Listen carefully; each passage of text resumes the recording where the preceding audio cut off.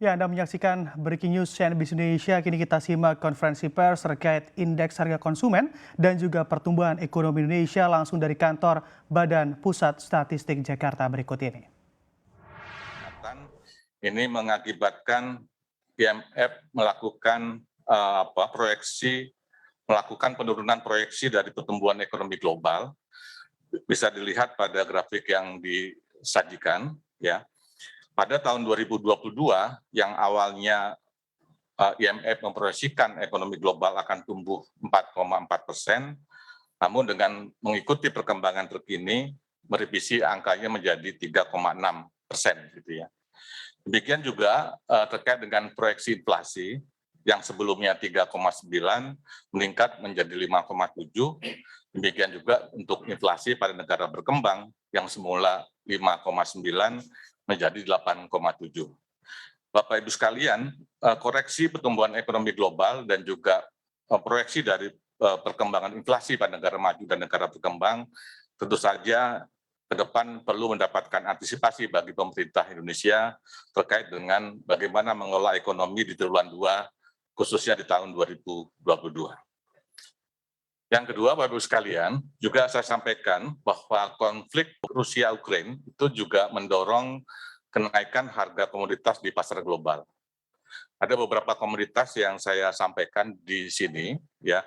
Yang pertama mengenai CPO. CPO ini kalau kita lihat pertumbuhan Q2Q-nya sangat tajam, 18,44%.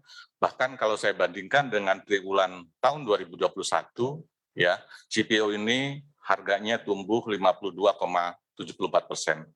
Batu bara juga demikian, trennya meningkat cukup tajam, secara Q2Q 40,24% tumbuhnya, kemudian secara Y on Y juga tumbuh sangat ekstrim, 153,32%, kemudian minyak mentah secara Q2Q juga tumbuhnya cukup tinggi, 23,43%, dan secara Y on Y tumbuhnya 62,94%. Demikian juga timah, tembaga, dan nikel. Bapak Ibu sekalian bisa melihat bagaimana perkembangan harga secara cepat ya di tataran global. Perkembangan harga komoditas di tingkat global ini memberikan windfall bagi ekspor Indonesia. Ekspor Indonesia selama triwulan 1 2022 ini tumbuh impresif, demikian juga impor. Namun demikian kita masih di triwulan 1 2022 ini neraca perdagangan kita masih surplus sebesar 9,33 miliar US dollar. Kemudian Bapak Ibu sekalian, catatan peristiwa berikutnya adalah terkait dengan kondisi mobilitas masyarakat yang di triwulan 1 2022 ini meningkat, dan ini tentu saja akan berdampak kepada peningkatan aktivitas ekonomi masyarakat. Gitu.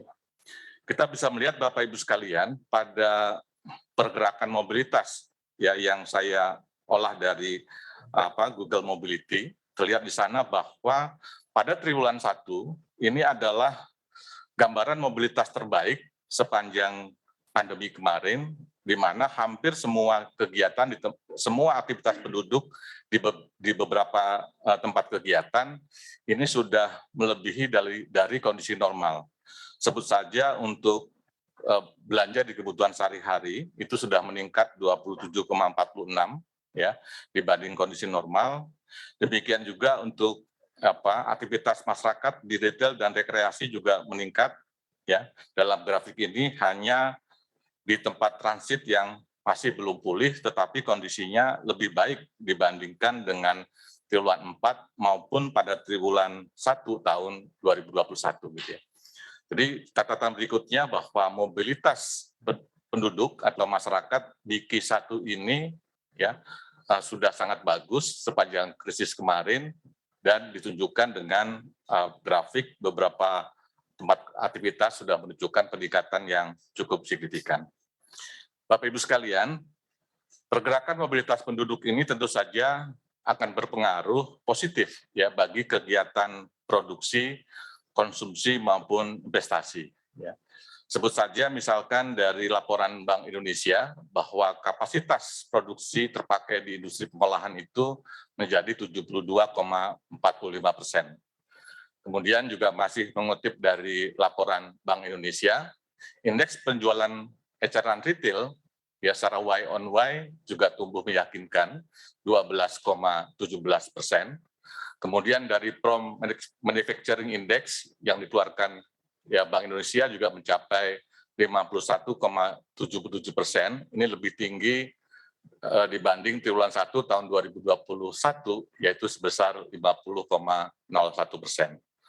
Sementara itu dari laporan PLN juga menunjukkan bahwa konsumsi listrik untuk segmen industri tumbuh juga meyakinkan 15,44%, yang mengindikasikan bahwa aktivitas di sektor industri mengalami pertumbuhan.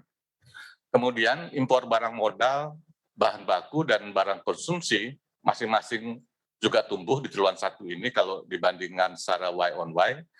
Untuk barang modal tumbuhnya cukup tinggi, 30,68%, kemudian bahan baku 33,44%, dan barang konsumsi 11,77% gitu ya. Bapak Ibu sekalian, tumbuhnya barang modal tentu saja ini seperti dua sisi mata uang. Satu sisi nanti akan meningkatkan permintaan agregat pada komponen pembentukan modal tetap bruto. Pada sisi lain, di sektor akan mampu meningkatkan kapasitas produksinya, gitu ya. Bahan baku impor itu mengindikasikan bahwa kegiatan ekonomi di dalam negeri yang menggunakan barang impor juga mengalami peningkatan, dan barang konsumsi juga mengindikasikan bahwa pendapatan masyarakat mulai meningkat dengan meningkatnya barang konsumsi dari impor. Dari sisi supply dan juga konsumsi bisa terlihat penjualan mobil penumpang juga tumbuh 45,95%. Ini laporan dari Gakindo. Kemudian jumlah penumpang angkutan udara ya dengan membaiki mobilitas ya pergerakan di bandara semakin meningkat, ya jumlah penumpangnya itu tumbuh sebesar 58,13%. Demikian jumlah Wisman melalui pintu utama juga tumbuh sangat impresif, meskipun secara jumlah belum terlalu besar kalau dibandingkan dengan kondisi normal, tetapi secara Y on Y tumbuhnya 228,24%. Pada sisi yang lain, penerimaan PPh pasal 21 itu tumbuh sebesar 18,8%. Jadi ini mengindikasikan bahwa laba perusahaan semakin meningkat sehingga pungutan pajak bagi pegawai itu semakin meningkat. Indikasi bahwa pendapatan masyarakat juga mengalami peningkatan.